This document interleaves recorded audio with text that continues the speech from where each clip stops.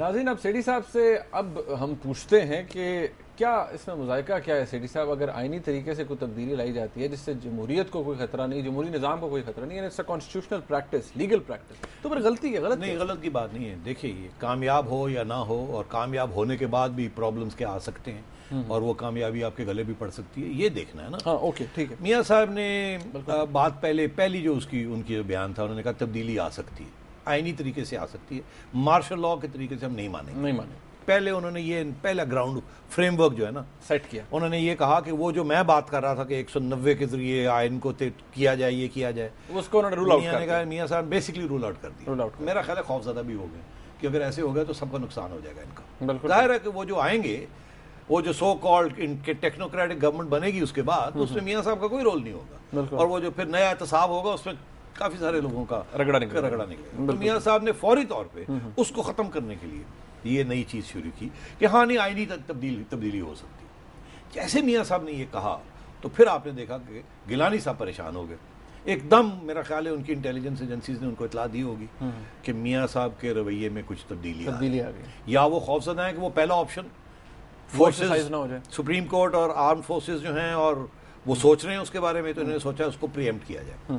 تو پریمپٹ کیسے کیا جائے کہ ہم آئینی تبدیلی کی طرف بڑھتے ہیں، یہ کہہ کے. اور انہوں نے چیف پرائم منسٹر صاحب وہ گھبرا گئے.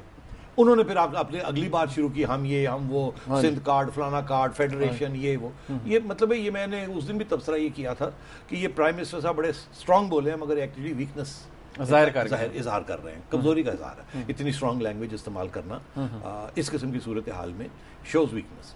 اب وہ ویکنس یہ ہے کہ ان کو رپورٹیں ملی ہیں کہ میاں صاحب اپنا راستہ شاید تبدیل کر رہے ہیں، اب کچھ سوچ رہے ہیں. پہلے وہ بالکل سوچ نہیں رہے تھے، اب وہ ایک دم سوچنا شروع کر دیا، ان کو وہ فکر مند ہو گئے. اب آج جو انہوں نے ہمیں ہمارے ایک پروگرام کے دوران ایک انٹرویو دی، اس میں سے واضح ہو گیا کہ میاں صاحب صرف تبدیلی کا نہیں، وہ کہتے ہیں جلدی ہو. بالکل، مطلب انہیں خطرہ ہے وہ دوسری چیز کا. وہ مطلب اتنے خوفزدہ ہو گئے، کسی نے ان کے ذہن میں یہ بات ڈال دی ہے کہ اگر آپ نے کچھ نہ کیا تو وہی کچھ ہو جائے گا تو سارے لگے گئے. بالکل ٹھیک. تو انہوں نے سوچا کہ اب کیا کیا جائے، اور اسی لیے وہ کہہ رہے ہیں کہ آئینی طور پر سوال ہی پیدا نہیں ہوتا، مارشل لاء سوال ہی پیدا نہیں ہوتا، نان آئینی ہم اس کو نہیں ایکسیپٹ کریں گے.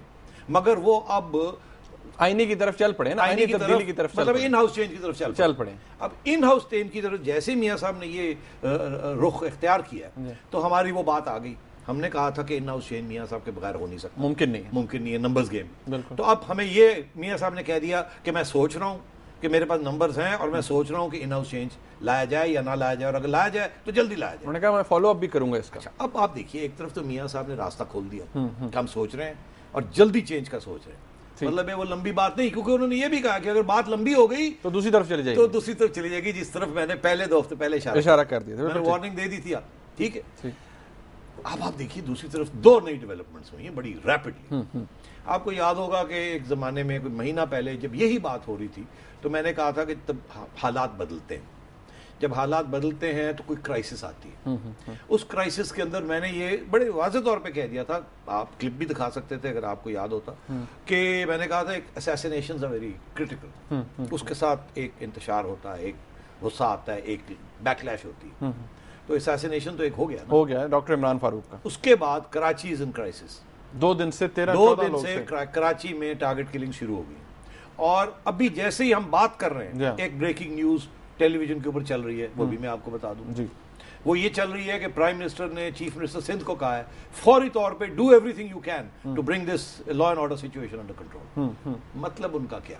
مطلب ان کا یہ کہ یہ ایک اسیسینیشن ہو گئی، اس کے ساتھ کراچی میں لا اینڈ آرڈر کی پرابلم ہو گئی سیریس. اور آج ڈاکٹر فاروق ستار نے کہہ دیا کہ یہ اس کی ذمہ داری جو ہے وہ صوبائی وزیر داخلہ پہلی دفعہ انہوں نے فیڈرل گورنمنٹ کے اوپر ہم نے ڈال دی اور پروونشل گورنمنٹ کے اوپر. ٹھیک، بالکل. تو ادھر تو ملبہ تیار ہو گیا. اور یہ وہی ہیں جنہوں نے پہلے وہ جسے کہتے ہیں نا کک آف کیا تھا ایم کیو ایم نے.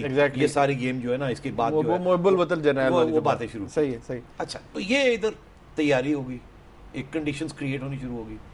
دوسری طرف آپ نے دیکھا کہ پہلی دفعہ جو نواز شریف صاحب کی مسلم لیگ نون ہے، جو کہ آج تک بیسکلی لفظ گالی نہیں مجھے استعمال کرنا چاہیے کیونکہ لوگ کہتے ہیں آپ غلط لفظ استعمال کر جاتے ہیں, بٹ ہارڈ لائن لیے ہوئے تھی ایم کیو ایم کے بارے میں, تنقید کرتی تھی, سخت تنقید کرتی تھی کسی ہر اور آپ نے دیکھا 10 دن پہلے یہ پارلیمنٹ کے اندر کھڑے ہو کے جہاں ایک دوسرے کو سنا رہے تھے اور ریفرنسز فائل کر رہے تھے اور ریزولوشنز پاس کر رہے تھے. بالکل. اور آج اسحاق ڈار صاحب وہ تعزیت کے لیے لپک کے کراچی پہنچے, تعزیت کے لیے مطلب ہے اور ساتھ پھر وہ تعزیت انہوں نے صرف فاروق ستار صاحب سے نہیں کی, انہوں نے جا کے گورنر صاحب سے بھی کی. بالکل ٹھیک. اور اسحاق ڈار صاحب بہت سینئر آدمی, تو اس کا یہ مطلب ہے کہ میاں نواز شریف صاحب نے ایم کیو ایم کے ساتھ اوپننگ کھول دی, سمجھ گئے, ایک اوپننگ شروع, ایک اوپننگ آ گئی, جسچر آف گڈ ول ہے, گڈ ول نہیں, یہ اوپننگ ہے. وہاں باتیں ہوئی ہیں, وہاں تعزیت 2 سیکنڈ میں ہو گئی, اس کے بعد 2 گھنٹے کچھ اور باتیں ہوئی ہیں کہ ایک دوسرے کو وہ چیک آؤٹ کر رہے ہیں, کہاں تک کون جائے گا, کیا ہوگا, آپ کا کیا ہے, اگر ایسے ہو تو اگر ایسے ہو. یہ ساری باتیں گورنر ہاؤس میں ہوئی ہیں. یہ ہو نہیں سکتا کہ وہ 2 گھنٹے وہاں بیٹھے رہے تعزیت کرتے ہیں. آگے آپ آئیے, اس سے قبل جب میں نے وہ نمبرز گیم کی بات پچھلے ہفتے کی تو مسلم لیگ کیو سے مجھے سینئر لوگوں سے مجھے فون آنے شروع ہو گئے کہ آپ نے ہمارے ساتھ ہمارے نمبرز کے اوپر زیادتی کی. میں نے کہا کیا زیادتی کی؟ کہنے لگے ہمارے 51 ہیں, 4-5 لوگ آپ لے لیں, وہ ریاض وغیرہ اس قسم کے جو فیڈرل گورنمنٹ میں ادھر ادھر جو ہے, باقی ابھی بھی ہمارے پاس 45 ہیں, we are a real force, کیسے آپ کہہ سکتے ہیں؟ تو میں نے کہا نہیں, آپ کو تو 3 بلاکس بنے ہوئے, جیسے میں نے کہا جی دیکھیے یہ بلاک شاک کوئی نہیں ہے.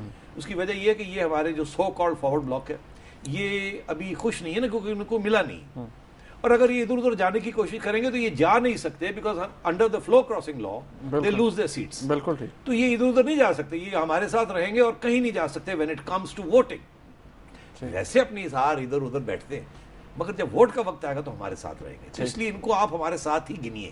ٹھیک.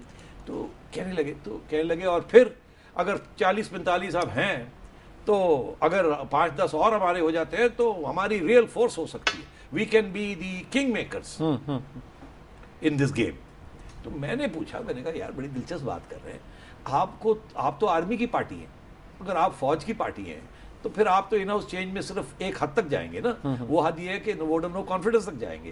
حکومت تو آپ نے بنانی نہیں ہے نا وایا ان ہاؤس, کیونکہ آپ تو حکومت بنا نہیں سکتے, حکومت تو نواز شریف صاحب بنا سکتے ہیں 51 سیٹوں کے ساتھ. آپ کیا بنائیں گے؟ تو اس کا مطلب ہے آپ کیا انٹرنل چینج کے اندر بھی کوئی حصہ داری کا سوچ رہے ہیں؟ تو بڑی دلچسپ, انہوں نے کہا جی ہم پیر پگاڑا صاحب کو ملنے جا رہے ہیں. تو پیر پگاڑا صاحب کو ملنے ووٹ آف نو کانفیڈنس کے لیے نہیں جا رہے کہ جس میں ایک کرائسس بن جائے اور نیوٹرل گورنمنٹ بنے, یہ جا رہے ہیں ووٹ اکٹھے کرنے تاکہ یہ اگلی حکومت جو بنے اس کا حصہ ہو, اس کا میجر شیئر ہولڈر ہو.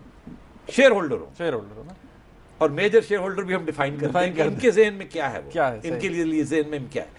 تو بات یہ ہے کہ کیوں اب آرمی کی پارٹی نہیں رہی, ان کو یہ فیصلہ کر لیا کہ یار اب اگر فوج نے اور جوڈیشری نے مل کے کچھ کیا تو اس میں ہمارا کھاتا بھی گیا, سارے فارغ ہوں گے نا. یہ بھی گئے. پہلے تو یہ تھا نا کہ یہ کوئنز پارٹی اور کنگز پارٹی, اب کنگ تو لندن میں بیٹھے ہوئے ہیں اور کنگ کے جن لوگوں جو نئے کنگز ہیں they are fed up with all politicians.